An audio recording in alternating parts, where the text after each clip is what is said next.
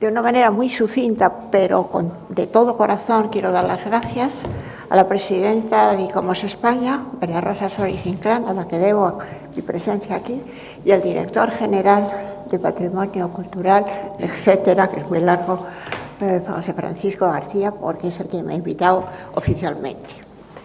Se me sugirió, se me indicó que hablara del Retiro y del Prado.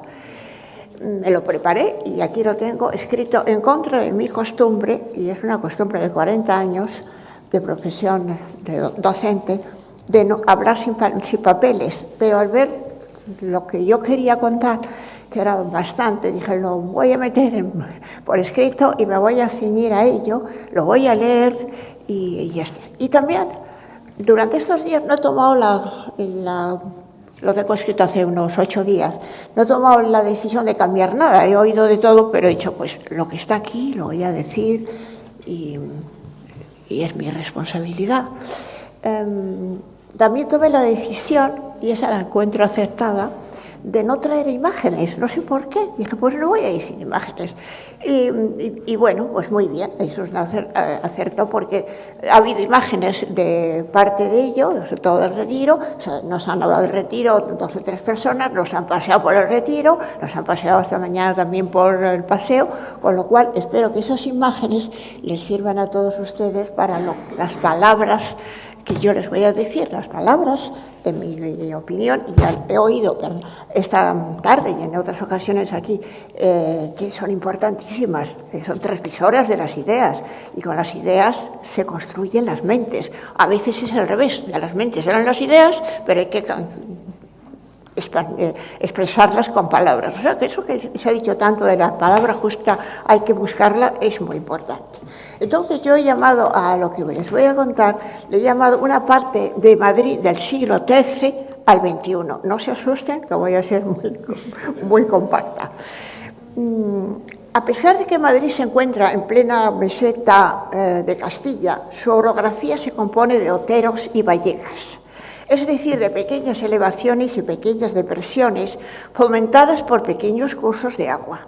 Al oeste, el río Manzanares provocó un crestón por hundimiento de varios centenares de metros y al fondo discurre el río.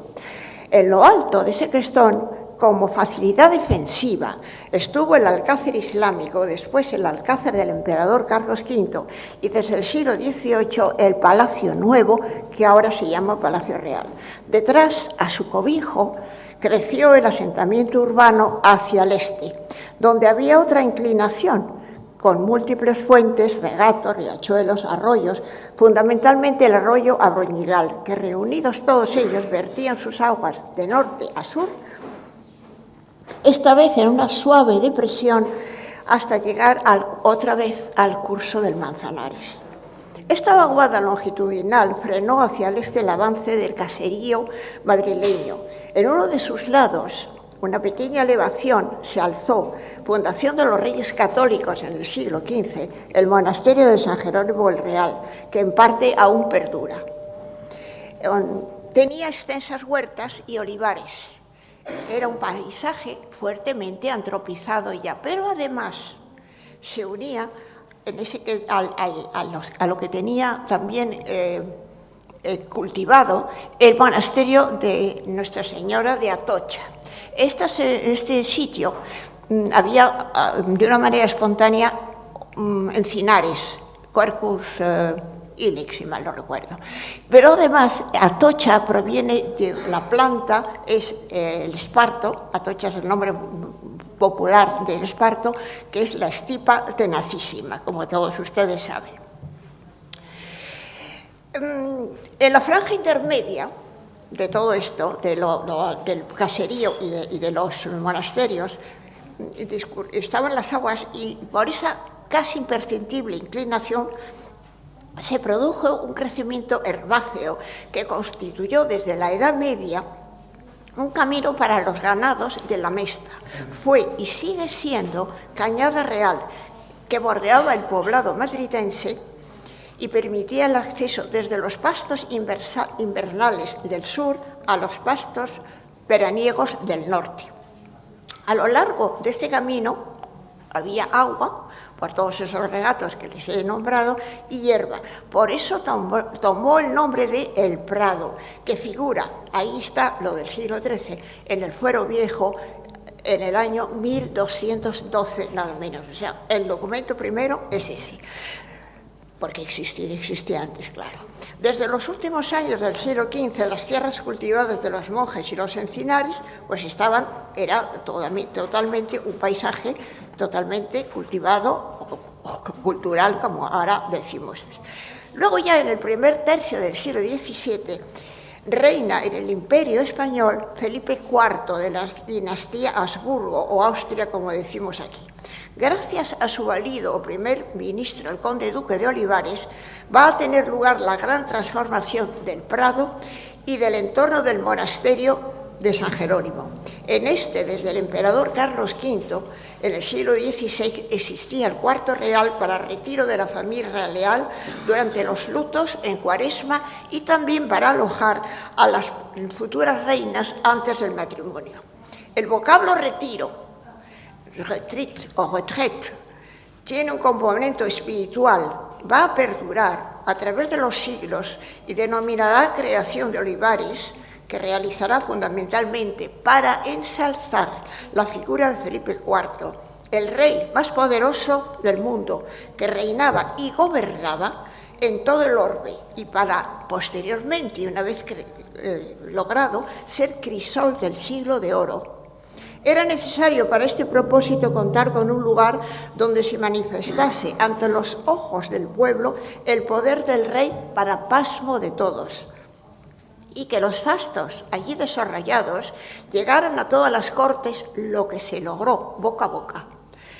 Al oeste, la gran extensión de la Casa de Campo, volvemos allí donde estaba el Alcázar, la gran extensión de la Casa de Campo de propiedad real desde Felipe II, aunque cercana al antiguo Alcázar, separada por el río Manzanares y la elevación del terreno, era poco accesible y poco atractiva para la población.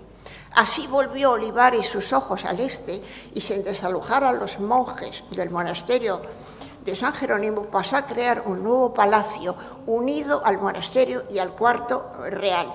Y por encima de esto, en terrenos baldíos, un extenso jardín. Desde el Prado, el terreno ascendía unos 200 metros. Y en su cota más alta existía un enorme estanque rectangular que aún subsiste y que hemos visto perfectamente, realizado en el siglo XVI por Felipe II para celebrar unas naumaquias en honor a la llegada de su sobrina, la archiduquesa Ana de Austria, que iba a ser su cuarta esposa. La intención de Olivares era trasladar en comitiva, en desfile o procesión, o todo ello a la vez, al rey desde el Alcázar, allí al oeste, con su séquito, los guardias de corps, nobles a caballo, músicos, carrozas y carromatos con figuras simbólicas o esperpénticas, como las tarascas, atravesando la población para caer a la carrera de San Jerónimo por el monasterio, cruzando el Prado y ya al este, ya una vez aquí, subir al nuevo palacio.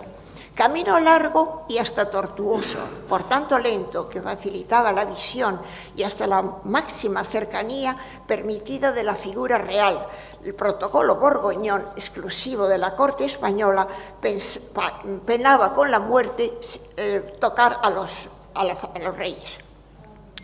Le precedía al rey y seguía toda una fantástica parafernalia y ostentación, el fasto y el boato de la más barroca escenografía, que aumentaba la extrañeza, el entretenimiento, la fascinación, la emoción y hasta la veneración del pueblo por la liberalidad del rey exhibiéndose ante sus súbditos. En la construcción del palacio intervinieron los arquitectos Crescenzi, luego nombrado duque de la Torre, y Alonso Carbonell, discípulo de Gómez de Mora. En el jardín, además de ellos, actuó un escenógrafo e ingeniero hidráulico, que entonces se llamaba fontanero, Cosme Lotti, y además otro escenógrafo, Baccio del Bianco, y además otro arquitecto, que nunca se le nombra, Abermondo Resta, sevillano, por cierto. Y las ideas del propio conde son las formadoras de lo que se estaba construyendo, tanto palacio como jardín. El siglo de oro de España se volcó con muchos de sus artistas en este logro y con los acontecimientos que incansablemente se irían celebrando en el palacio y muy especialmente en el jardín. Lope de Vega, Calderón de la Barca, Zurbarán, Velázquez, me parece que son unos nombres importantes, y un rey amante y conocedor de las artes que heredó 385 cuadros y llegó a tener casi 3.000, principio y fundamento del Museo del Prado, a pesar de incendios, expolios y guerras. El estanque de 40.000 metros cuadrados, rodeado de norias por las que se obtenía el agua y una isla en su centro, fueron el escenario de las representaciones, que ni hoy se lograrían con los efectos especiales. Es impresionante leer lo que se hacía. Y las fiestas más fantásticas jamás igualadas, aunque medio siglo más tarde, se quisieron y se repitieron en el Jardín de Versalles. Eran seguidas, las de aquí, por la familia real, la corte y hasta por el pueblo, en los bordes del estanque o en sus aguas, en fragatas y galeras de ébano, guarnecidas de plata, oro, cristal y bronce, con velamen dorado, sus bandas pintadas por Zurbarán, o las góndolas regaladas por los duques de Venecia. Estas cosas las sabemos a través de otro jardín y de otro país. Estas pasaron aquí muchísimo antes. Alrededor de este estanque se movieron 3.000 árboles. Del estanque partían 2 ríos navegables. Uno rodeaba otra isla polilobolada, que su composición producía una simetría dinámica y un interés que no tengo tiempo de explicarlo porque no hay tiempo. Había largos paseos arbolados, la sala de los chascos, una torrecilla chinesca con campanillas bordeando sus tejadillos, adelantando la chinoiserie del jardín del 18, estamos todavía a principios del 17, y los niveles de encuesta del jardín de paisajista o naturalista, puesto que este terreno no fue aterrazado. Todo esto lo adelantó aquel jardín y muchas más cosas. Una de sus máximas bellezas era el ochavado, como signo solar. Desde un círculo central partían 8 calles con túneles de sombra en celosías, con enramadas de rosales, moreras y membrilleros que seguían el nivel inclinado y conformaban 8 triángulos plantados en bosquetes con árboles frutales. La inclinación preservada permitía la visión en perspectiva desde la lejanía de los balcones del palacio, procurando, según las variaciones de las floraciones y sus cromatismos, el efecto tan amado por Velázquez de las concordancias distantes.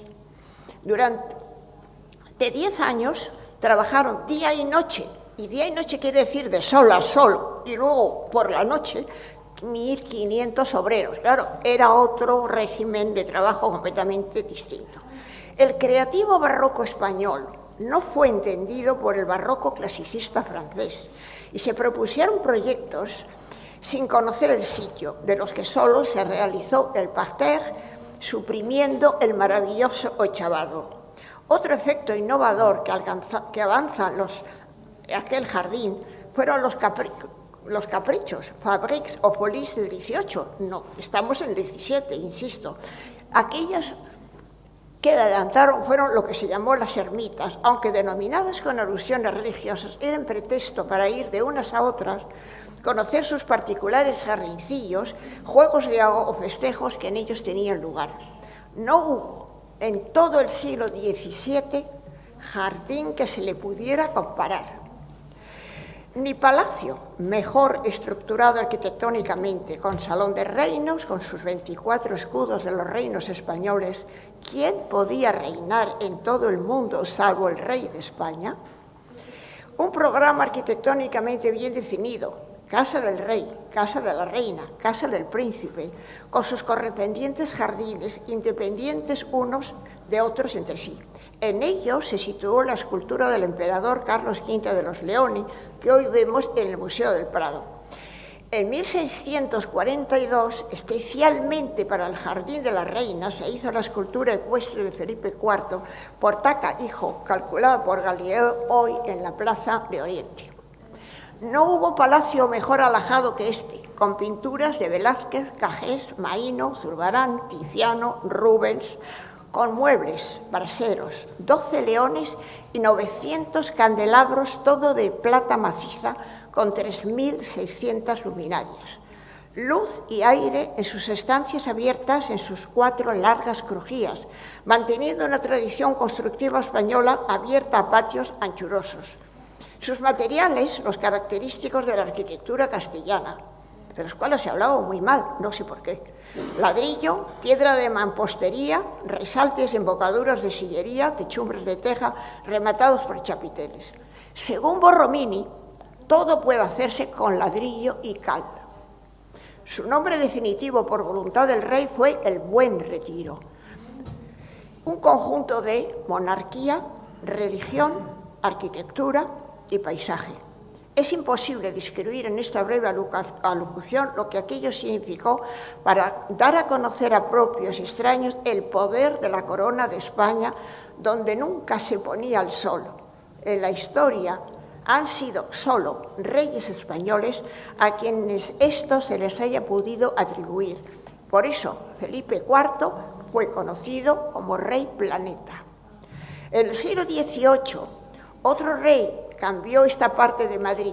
Fue Carlos III, de la dinastía de los Borbón, un rey cuyo ensayo general tuvo una cosa insólita, tuvo un ensayo general para gobernar durante casi 20 años en Nápoles antes de venir a España. Por diferentes motivos, uno principal fue el motín de Esquilache, decidió mantener la capitalidad en Madrid, pero cambiar su imagen. Es el primer rey, Carlos III, que habita el Palacio Nuevo, hoy Palacio Real. Utilizó todos los palacios cercanos a Madrid y los aumentó. El Pardo, la Casa del Campo, Aranjuez, el Escorial, la Granja de San Ildefonso, los restos de Balsaín, el Buen Retiro, etc. Decidido impulsor de las ciencias y de las artes, mandó elevar la Puerta de Alcalá, que hoy conocemos, proyectado por el arquitecto Sabatina, y que aún entonces cerraba la muralla de la ciudad por el este. Decidió intubar el arroyo Abroñigal, que corría con aguas descubiertas por el Prado, y convertir este en un paseo que se llamó Prado Nuevo. Realizar un paseo, este paseo que les acabo de nombrar, el Prado Nuevo, y realizar un paseo longitudinal a modo de circo romano, con 2 semicírculos en sus extremos, proyecto del arquitecto Hermosilla, con una fuente a la diosa Cibieles, la tierra, y en el opuesto, otra fuente al dios Neptuno, el agua, con trazas del arquitecto Ventura Rodríguez, pero estaban girados frontalmente, mirándose uno frente al otro, no como los conocemos ahora. En el eje, en medio, estaba otra fuente, dedicada al dios Apolo, el sol. Luz, tierra y agua, o sea, esos símbolos, divinizados por el hombre, capaz de crear un paisaje con un paseo central para paseantes y 2 entrecalles para carruajes. A un lado el viejo Madrid con sus palacios, principalmente el del duque de Lerma del siglo XVII, hundido en el siglo XX para construir el Hotel Palace. En el eje central del paseo que he descrito se proyectó una galería columnada y techada a modo de estoa para que las gentes se refugiaran del sol o de la lluvia, pero no se llegó a realizar. Ese lugar, en parte, hoy es donde se encuentra la Plaza de la Lealtad, con el monumento a los héroes del 2 de mayo de la época de Isabel II, ahora dedicado a todos los que dieron su vida por España y donde arde la llama eterna. En el siglo XX se levantó detrás de este monumento el edificio de la Bolsa por Repullés y Vargas, y frente a Neptuno el Hotel Ritz por Charles Meus. Empezando por Cibeles y alrededor de la plaza está el Palacio de Buenavista, hoy Ministerio del Ejército, antiguo Palacio de los Duques de Alba del siglo XVIII, por Arnaz, donde estuvieron la Venus del Espejo y las 2 majas. Ahí estuvieron en aquellos salones. Donde también está que me he perdido, perdón. el Palacio de Linares, el Palacio de Linares de Colubillon-Brecht, hoy Casa de América, y muy cercano a este, el Palacio del Marqués de Salamanca del siglo XIX, por Pascual y Colomer, hoy Banco Hipotecario. Tuvo el Palacio de Salamanca en su jardín posterior el invernadero de cristal y hierro de la Casa Conan de Londres, que fue el más grande construido después de la Palm House, que está en el jardín de Kew, en Inglaterra. Trasladado por una subasta de los bienes del marqués que se arruinó, trasladado a la Rosaleda del Retiro, finalmente acabó en chatarra. Yo lo he visto, me he paseado debajo de ese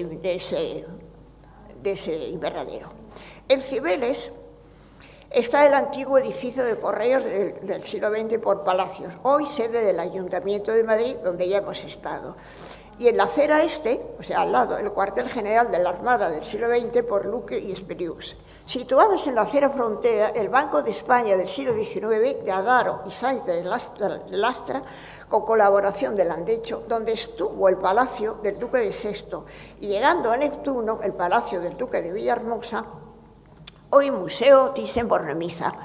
Tuvo especial interés Carlos III en el tramo siguiente del Prado, desde Neptuno en sentido sur, o sea, hasta Atocha, y lo convirtió en un espacio público de especial distinción, denominándolo Salón del Prado, con las 4 fuentes llamadas de las estaciones que con tanta elegancia dan inicio al llamado salón. En el extremo más lejano existía un hospital civil de Fernando VI, realizado por Sabatini, la Escuela de Cirugía de San Carlos, hoy Museo Reina Sofía, con ampliaciones en el siglo XX de Jean Nouvel.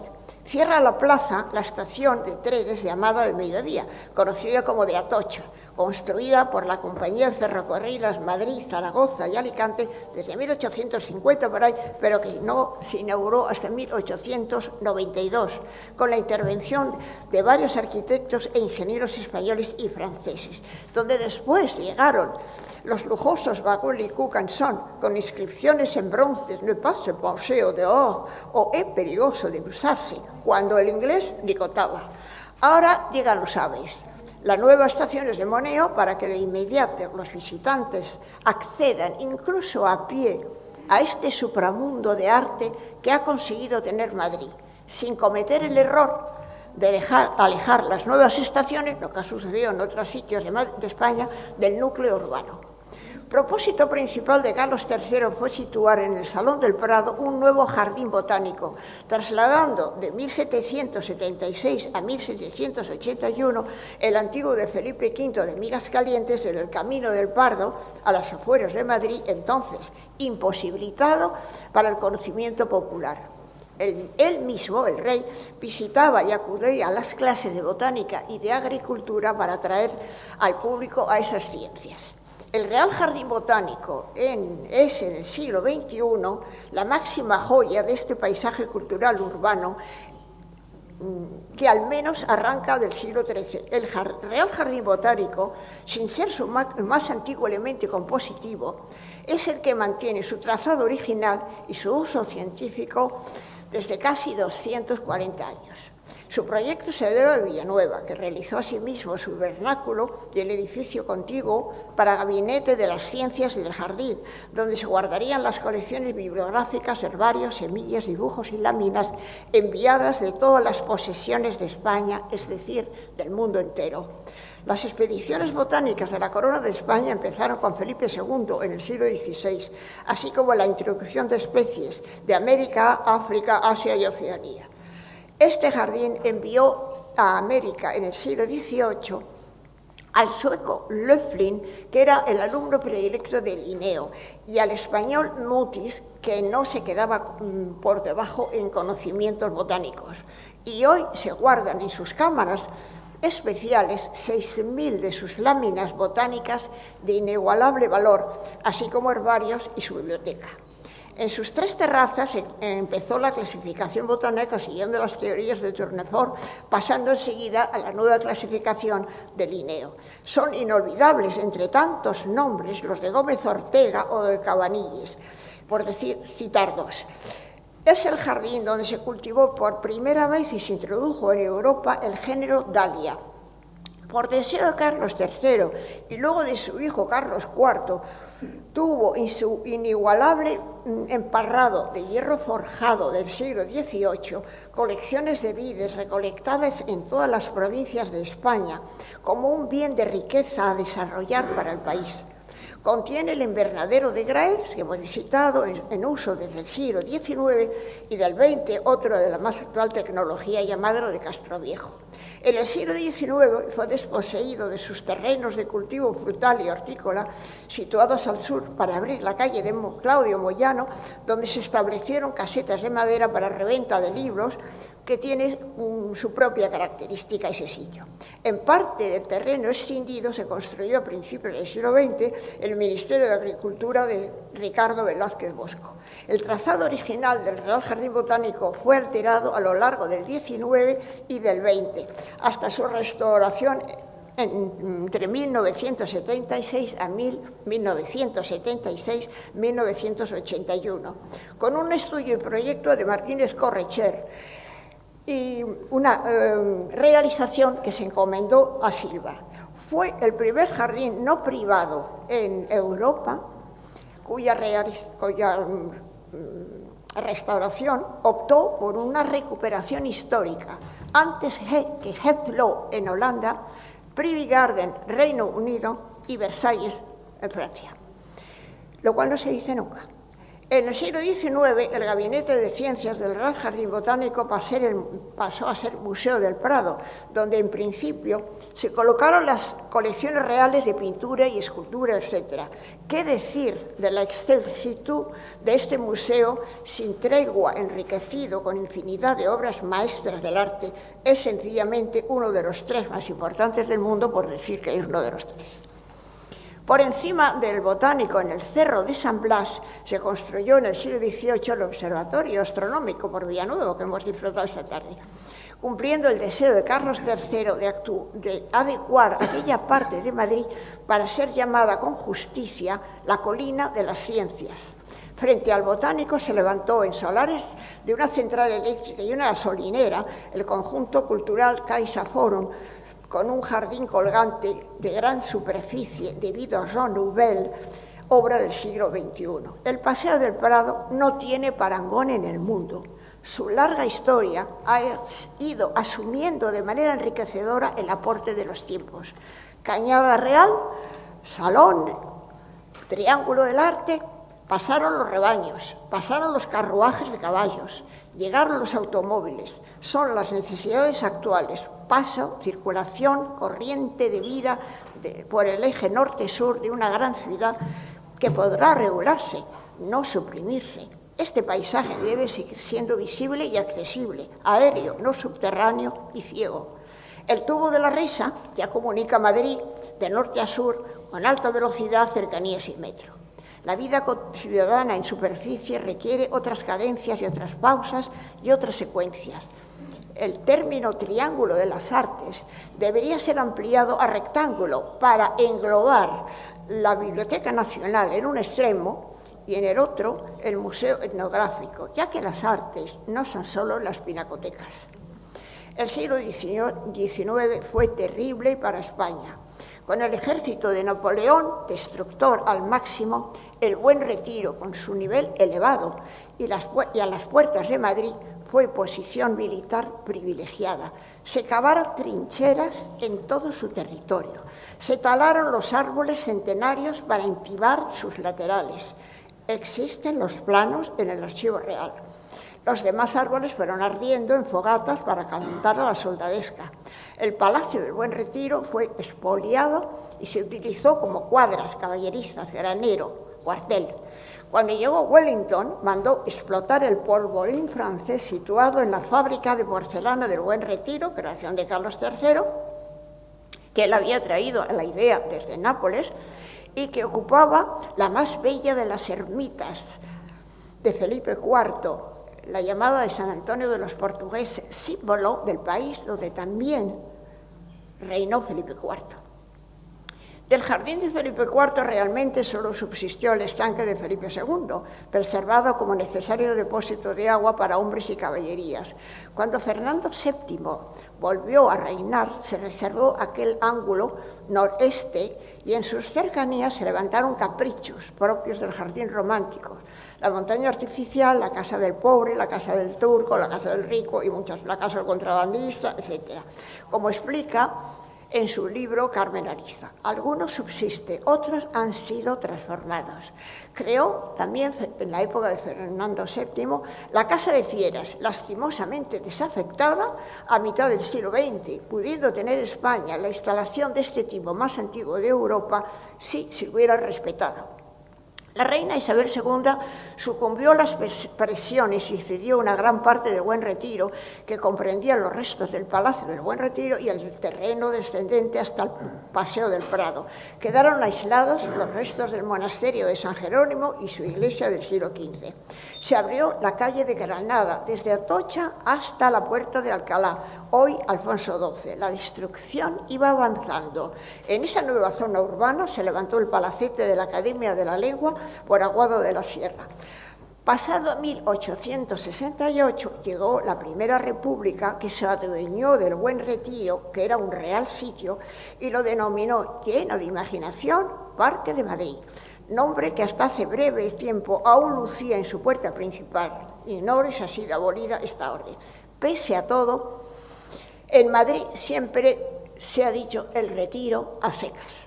Retornó la monarquía con Alfonso XII el Pacificador.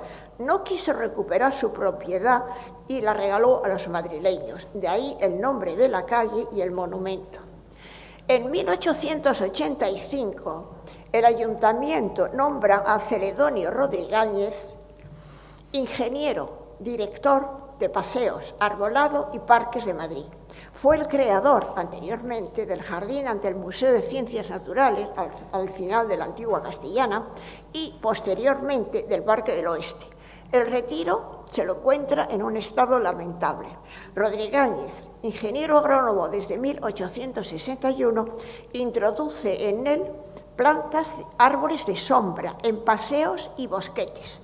Castaños de India, Aesculus castan, Hipocastanum, Olmus, Populus nigra, Populus almo, Ulmus campestre, plátanos orientales, plátanos hispánicos, eucaliptos, que creo que no quedan, eucaliptos gamadulensis y cedros, Cedros atlántica, cedodera, etc.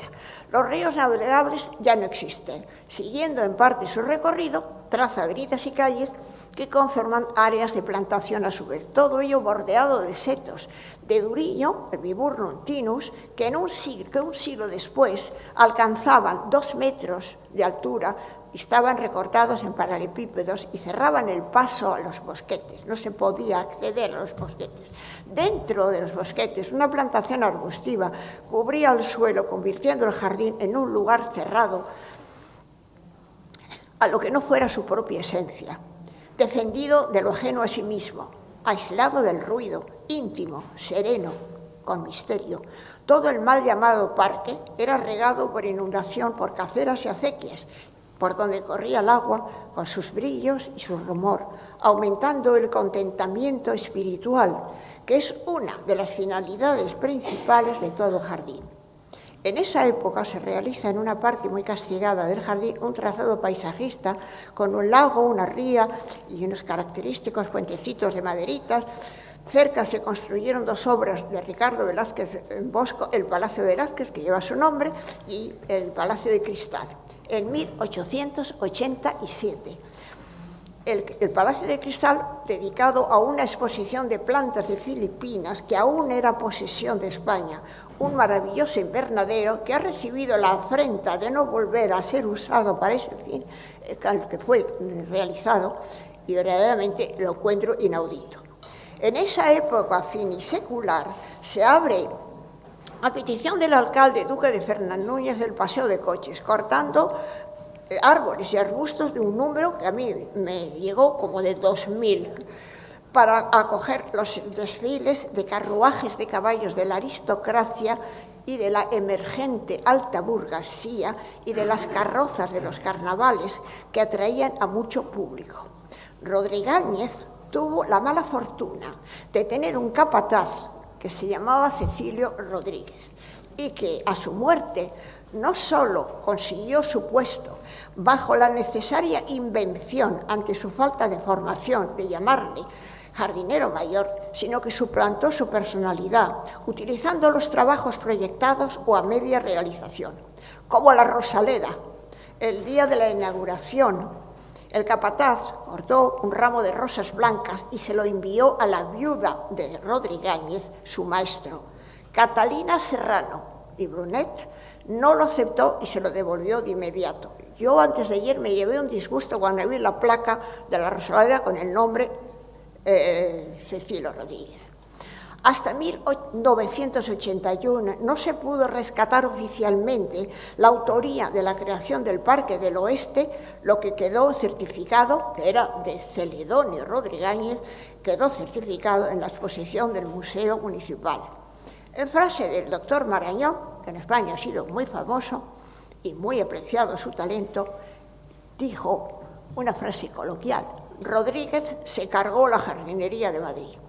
La osadía de un capataz y la desidia de los mandatarios han hecho que uno tenga una parte del Retiro, ahora dos, cursilísima, por cierto, me atrevo a decirlo, ese jardín con su nombre, y el otro nada. A medida que avanza el siglo XX, el Retiro se ve plagado de una serie de monumentos heterogéneos que invaden su superficie. Y ya no es un parque, sino un parking indiscriminado de estatuas o de eventos que nada tienen que ver con su esencia, a menos que se interprete todo jardín como espacio vacío donde colocar lo que no se sabe dónde ubicar, lo que conduce a concluir que ese es un criterio muy general, aunque nada profesional, ni de la arquitectura del paisaje ni de la historia de los jardines. En 1976 se acentuó la destrucción del Retiro. Se empezaron a arrancar los altos setos y nadie pareció prestar atención a semejante desastre. Se plantó césped en las antiguas áreas de los bosquetes, se suprimió la cobertura arbustiva y el riego se suplantó por aspersores. Murieron muchos árboles por ello, lo cual se silenció. Los visitantes, al carecer de impedimentos, utilizaron los céspedes para cruzarlos, sentarse a comer, tumbarse en ellos, jugar a la pelota, mientras el tráfico rodado, muy intenso, era contemplado desde cualquier rincón y bien oído el fuerte ruido de los motores, toda intimidad, todo encanto, todo Retiro, se esfumaron. Por el paseo de carruajes se suprimieron los coches, pero no se sustituyó por ningún medio de recorrido o accesibilidad. Podrían proponerse coches de caballos de tarifa controlada o cochecitos eléctricos de alquiler y recorrido fijo. Como alivio, en el siglo XXI, en la zona sur, se ha realizado una calle donde se mantienen en uso una colección de pequeños y antiguos invernaderos que es una delicia. Debería ser visitado mediante entrada, grupo reducido, horario determinado y guías. El Retiro requiere una restauración intensa, un traslado drástico de áreas de servicios a sus lugares correspondientes, una reconversión de parque temático a jardín de fruición, ejemplo y modelo del mundo como lo fue en el siglo XVII y entre los siglos XIX y XX. Requiere, a mi entender, un patronato sin políticos, con mecenas y con un número equilibrado de acción y de crítica de profesionales con estudios contrastados y de turno fijo de permanencia. El economista mundialmente conocido John Kenneth Galbraith, preguntado sobre el porvenir económico de España, contestó: muy bueno, si saben gestionar su espléndido patrimonio artístico. La primera gestión es el respeto, la segunda gestión es el conocimiento. ¿No estaremos vendiendo nuestro patrimonio por un plato de lentejas? Léase patrimonio por turismo. Los peligros del paisaje y por ende de los culturales son el desconocimiento, la incuria, el incumplimiento de las leyes y el turismo por su uso indiscriminado.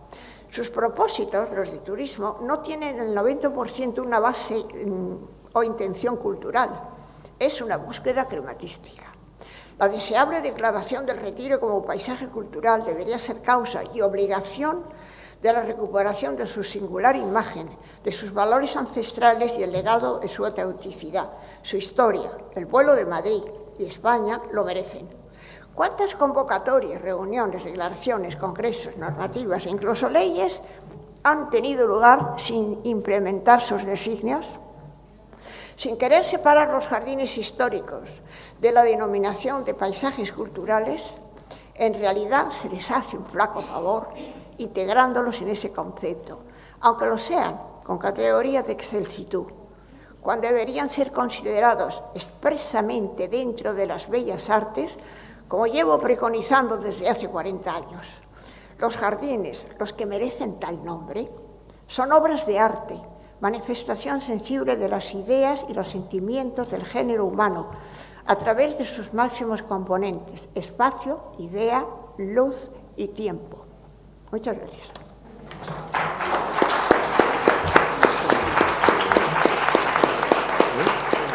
Les voy a pedir un minuto, los pueden controlar, un minuto más. Leídos los paisajes culturales declarados en España, los he leído en su versión en inglés y en español, veo con tristeza que la descripción de algunos contienen errores y carencias notables, como las de Aranjuez, el Palmeral de Elche, Extremadura, etc. Deberían redactarse, estos tres, por ejemplo, correctamente y comunicarse oficialmente al mundo entero. Propongo se considere como paisaje cultural la Albufera, yo no tengo ningún poder, pero a quien le corresponda, la Albufera de Valencia, espaciosa zona lacustre aumentada por el ser humano, donde se mezclan las aguas del mar con las dulces, milenario cultivo del arroz en Europa, pesca de la anguila, lo cual ha producido una gastronomía específica, refugio de aves migratorias, cazadero de aves acuáticas, también con su propia gastronomía, no digamos lo del arroz, vida humana del entorno supeditada a sus recursos, arquitectura popular como las barracas valencianas, tipología única en el mundo, de las cuales quedan escasos ejemplos. Otra petición para paisaje cultural sobre la ciudad de Cuenca y su inmediato entorno. Es la ciudad paisaje por definición. Villa medieval, múltiples casas colgadas, ancestrales ríos madereros. Cuando río digo madereros, que ya no lo son, es que quiero, con una pequeña nota, un árbol de un bosque, de un monte, gracias a la flotación por esos ríos, llega a su punto de destino y constituye la estructura de un palacio, los pilares de un palacio, los artesanados de un palacio. Y gracias a esa comunicación por esos ríos. Sus ocinos, que son las casas típicas que están dentro de sus hoces y sus huertas dentro de sus hoces y sus alamedas. Es una interacción intensa y secular entre naturaleza y humanos. Y otra propuesta para la declaración de paisaje cultural del conjunto de los pazos gallegos diseminados por sus rías, con sus espectaculares jardines, huertas y bosques, integradores, transformadores y embellecedores del paisaje. Muchas gracias.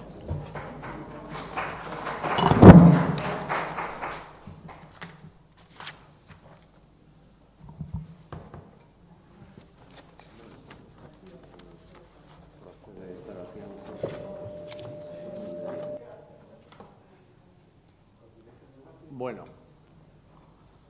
sí, yo quería, simplemente añadir, porque la exposición ha sido verdaderamente inconmensurable desde los principios de la historia de Madrid, ¿no?, con su alcázar islámico, hasta el final, ese mosaico de elementos paisajísticos, aunque Consuelo, en duda de la denominación de paisaje cultural, está hablando de jardín histórico. Estamos hablando de paisajes culturales.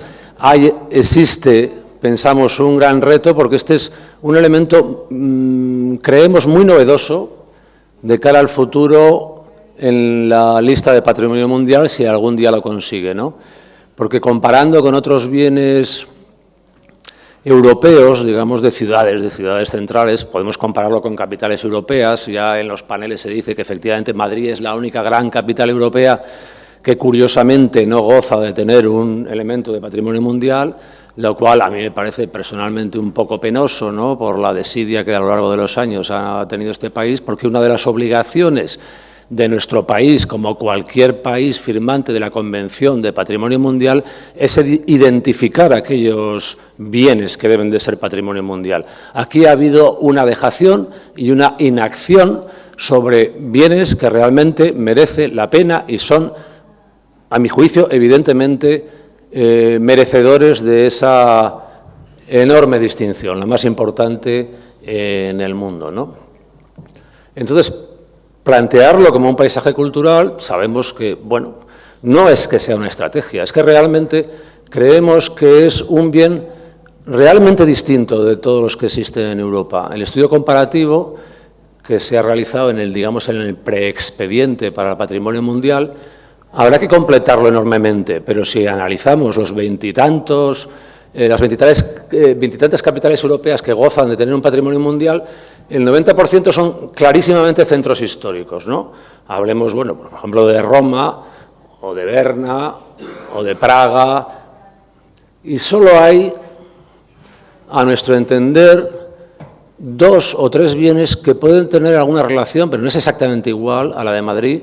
Una muy claramente es la de París, que yo siempre suelo citar como una declaración de patrimonio mundial absolutamente equivocada, a mi juicio, en sus criterios, pero que sí tiene un carácter eminentemente paisajístico. París, que es una declaración bastante tardía dentro de la lista de patrimonio mundial, lo cual es sorprendente también.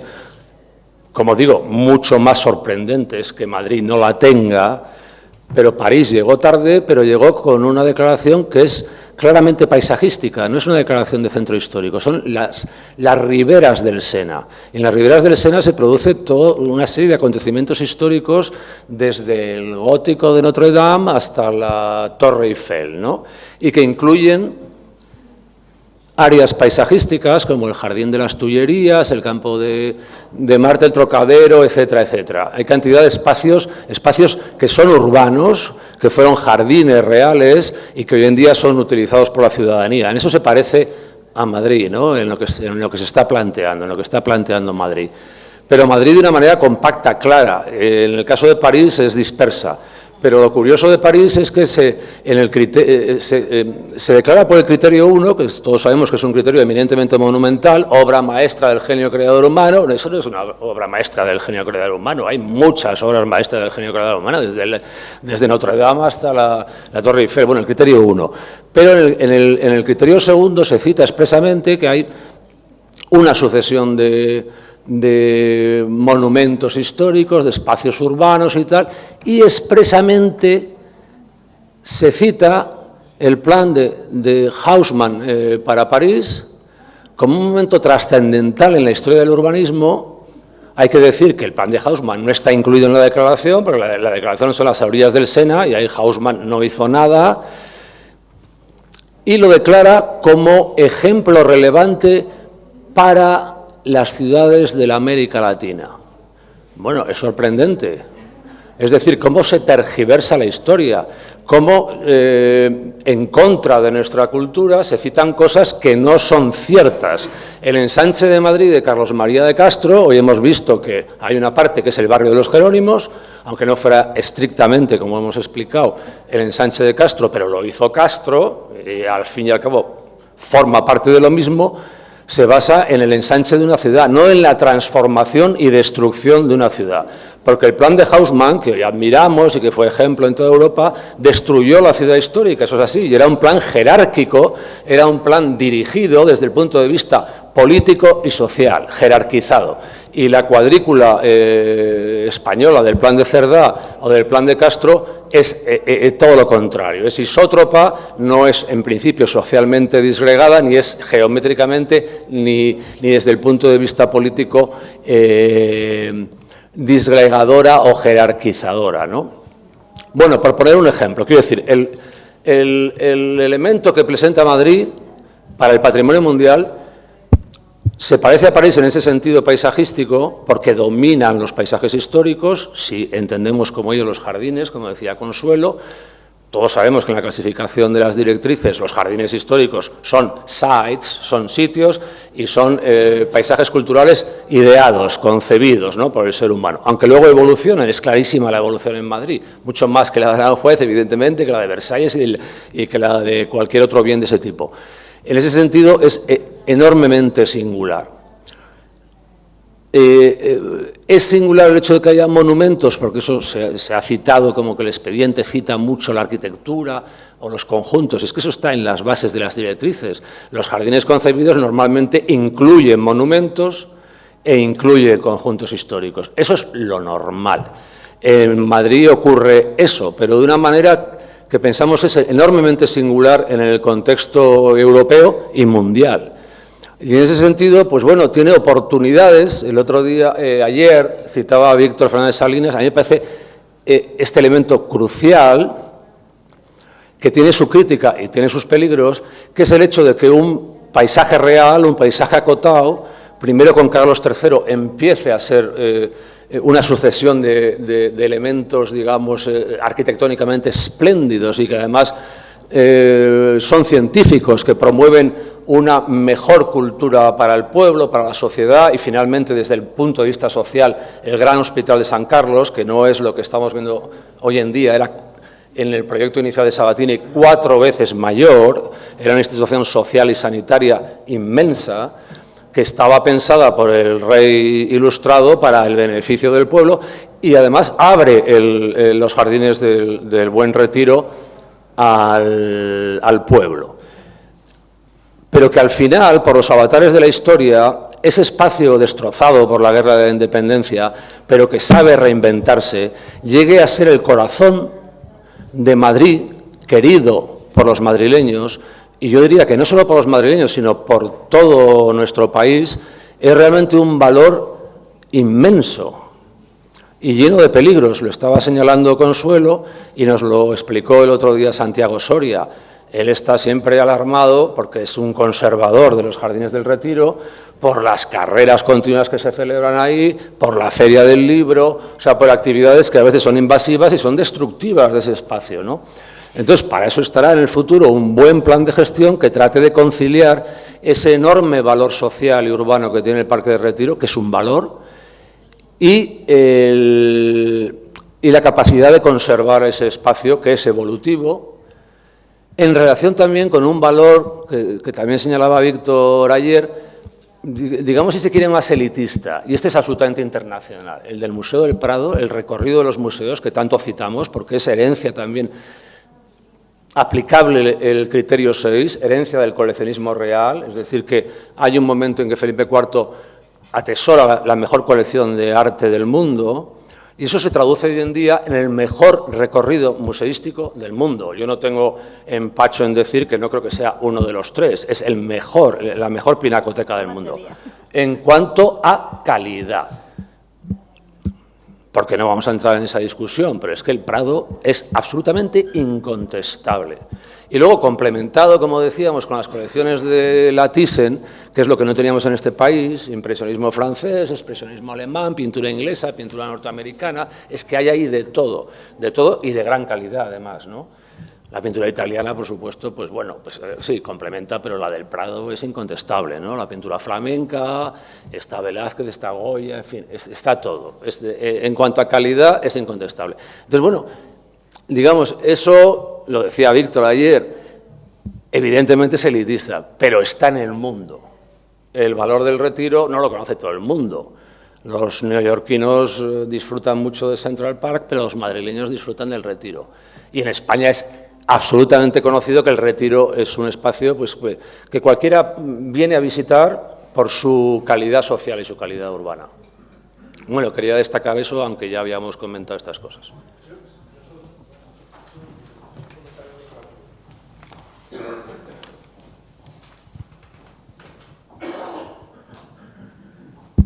Bueno, muchas gracias a los dos por las dos estupendas intervenciones.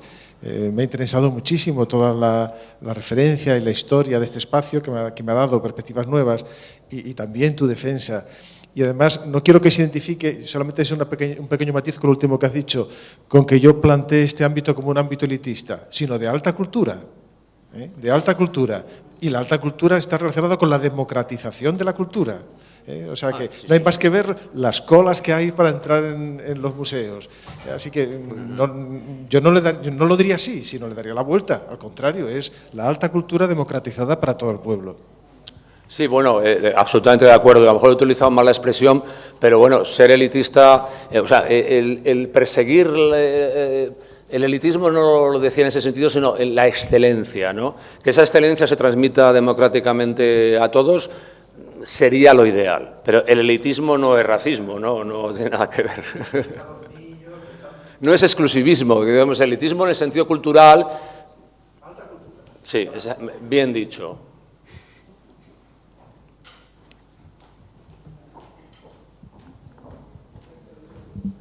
Voy a decir una obviedad, pero ahora me disculpa.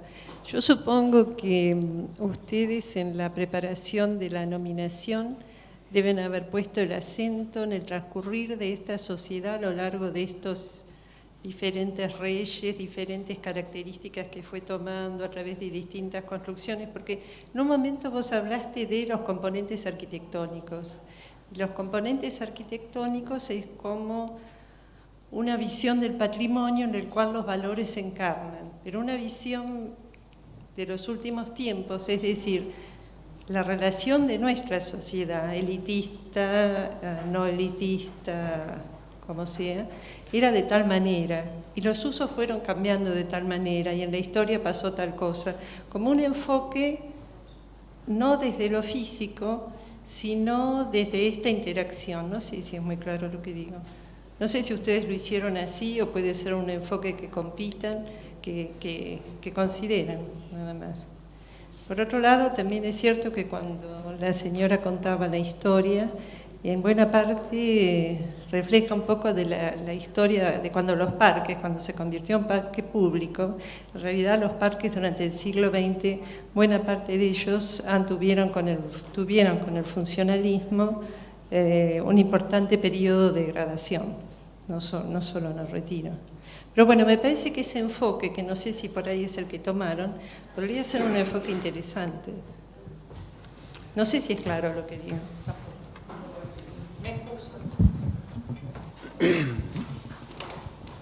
Bueno, sí.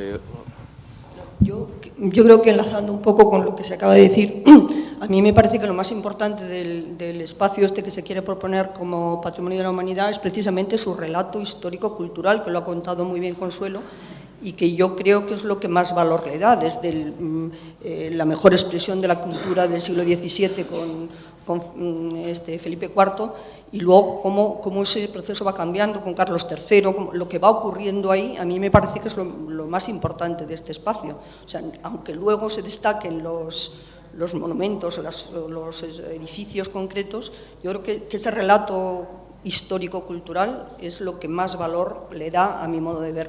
Y luego ya, apuntando a eso, creo que es importante la incorporación de la gente, como tú bien habías dicho antes, Cristóbal, en Alcalá, tanto en el proceso de definición de este espacio, que es la única manera de que se haga bien, como luego en la evaluación y revisión y reincorporación de los fallos en un nuevo proceso de este espacio a lo largo del tiempo.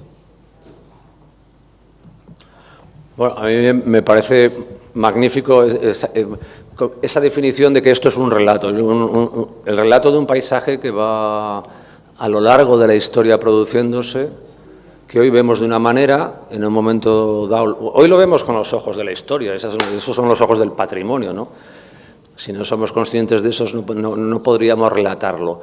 Y ese relato está lleno, evidentemente, de arquitecturas, pero ¿dónde está la arquitectura del jardín o la arquitectura construida, ¿no? Hoy lo veíamos en el jardín botánico, una puerta puede ser, una puerta en un jardín. Yo no sabría decir si es arquitectura. La arquitectura, en principio, es aquello que se habita, ¿no?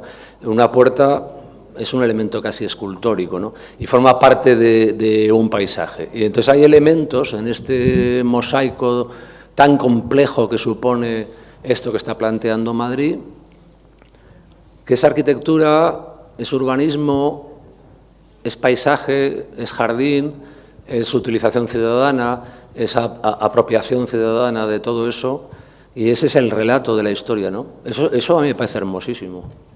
Y lo ha explicado Consuelo, vamos, a la perfección.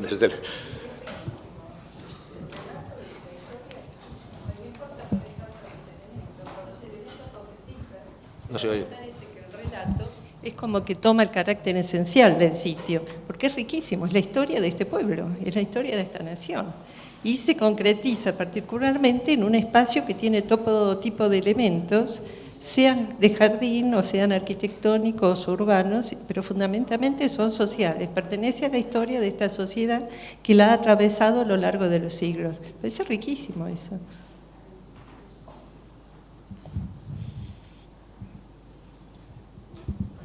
Bueno, yo quería hacer algún comentario. Un poquito en el sentido de que el patrimonio es el sedimento que deja la historia.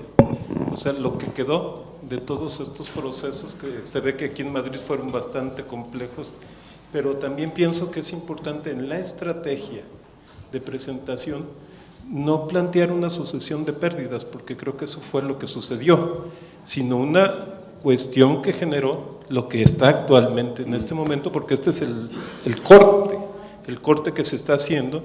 Y entonces, si ustedes, y es una opinión así como muy personal, pero sí la quiero poner, dicen que aquí había, como lo vimos en todo el recorrido, una fábrica de porcelana, pero lo que realmente vemos es una fuente. ¿Qué es lo que estamos presentando?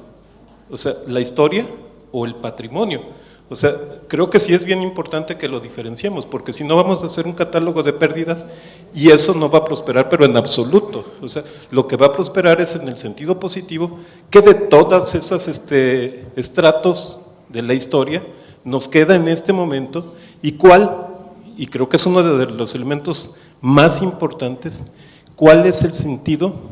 Estamos hablando de una propuesta para patrimonio mundial que unifica todo esto, porque todo esto es de muy diversos elementos. O sea, cómo hacer el tejido que dé un contexto que en una frase, que es el título, pónganle que también un subtítulo de la nominación, haga claro cuál es la intención o cuál es el elemento común a toda esta serie de objetos de parque, de arquitectura, que tiene, y lo sabemos que lo tiene, no queda duda, un gran valor, pero necesitamos, como se está presentando como un conjunto, encontrar, pienso yo, el elemento articulador de ese conjunto, porque de otra manera a lo mejor se pierde en toda esta situación que desde los momentos históricos y no se alcanza a comprender qué es lo que quiere Madrid proponer. O sea, es un comentario que creo que, bueno, no me quería quedar callado sin decirlo.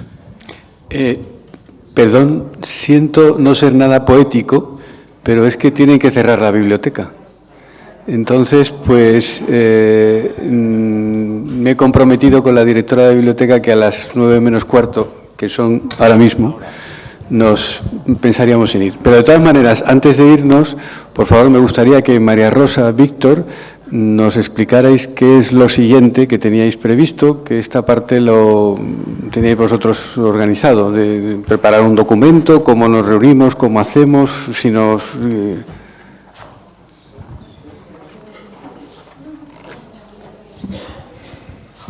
Bueno, la metodología de trabajo, como comentamos antes, es la de que cada par, en este caso trío, de secretarios que han participado en las mesas, nos pasen a Pedro y a mí las conclusiones básicas, muy sucintas todavía, es decir, unos 8 o 10 ítems, para que nosotros mañana, a las 10 de la mañana, no sé cómo lo haremos, podamos proponer un primer borrador de conclusiones, sugerencias y aspectos que hayan sido debatidos, de manera que tengamos mañana un tiempo para trabajarlos entre todos.